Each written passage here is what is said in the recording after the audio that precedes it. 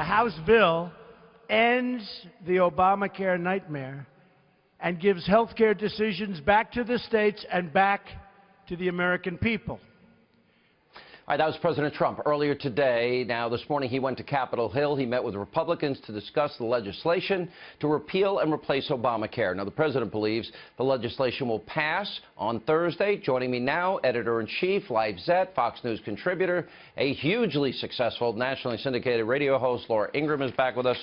All right, so they definitely made progress. Tom Price has said this is a three-step process. And then, of course, then it's got to go to the Senate.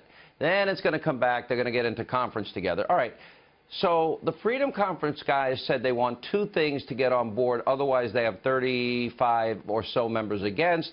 Repeal the Obamacare mandates and essential health benefits. And then they said the rest that they can go along with the understanding that the Health and Human Services Secretary has the authority on his own to do a lot of the things that they specifically asked for on their wish list. That will happen. Your thoughts? Yeah, Mark Meadows just a few hours ago said that right now they don't have the votes. Now, this is last-minute bargaining, I think you're seeing going on, Sean, and I do think that as we're watching this play out, it's brinksmanship right to the end.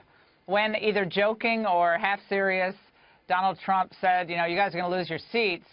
I mean, some of those guys on Capitol Hill took it as an implicit threat. Like, you don't support me, I'm not going to help you. I'm not going to campaign for you. So it's a little disturbing that this early on in the administration, the Trump folks have to resort to the arm twisting. Now, that's what happens, but it doesn't usually happen this early in administration. So that's a little concerning. I think better groundwork could have been done on the health care bill by the Ryan people in the White House to get this to really where it was supposed to be, a full repeal and at the same time a full replace, which is not what's happening.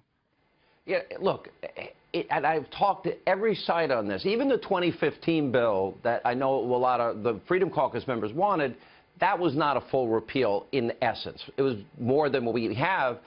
This will not be, and it all comes back to reconciliation, the way the bill was passed, the way they have to work with it in the Senate. I understand all of those things. The more important issue to me is as we get to phase 2 and 3, get to the Senate, then we get into conference, nobody will know for a long time what this bill is going to look like because the Senate doesn't take it up until next week, and that's frustrating for those of us that are trying to understand it. Yeah, and I think the phase 3, as certainly I understand it, and as Tom Cotton has explained it, that's kind of a pipe dream. The idea that phase 3 is going to garner 60 votes. Well, if that's the case, where you're going to have across state lines and you're going to break the anti-competitive behavior of all these, drug companies, healthcare companies, you're going to bring prices down with real competition. If you have the votes to do that now, then just do a simultaneous repeal bill as you a replace bill as you repeal the other legislation. So, you know what I'm saying? Like, if phase 3 is going to happen, then do it now and push the Democrats to the wall on that competitiveness issue, which I think you could break some Democrats your way with enough public pressure that I think could be brought to bear. But this kind of staggered approach, and well, Tom Price is going to do his regulatory stuff. Maybe.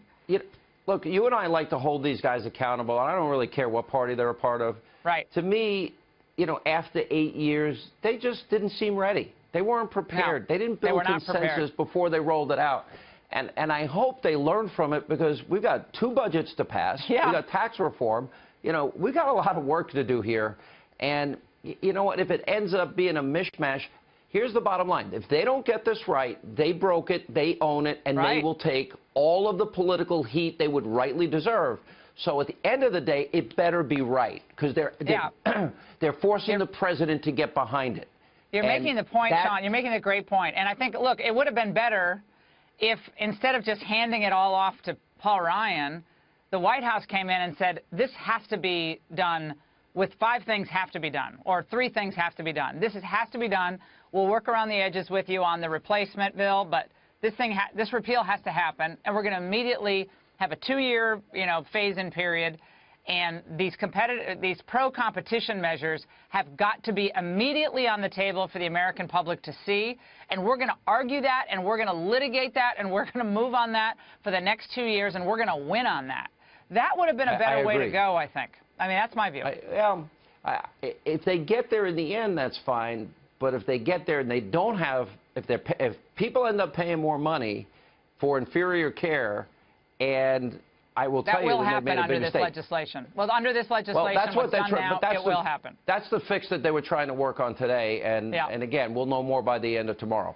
All right, we'll have more Laura Ingraham.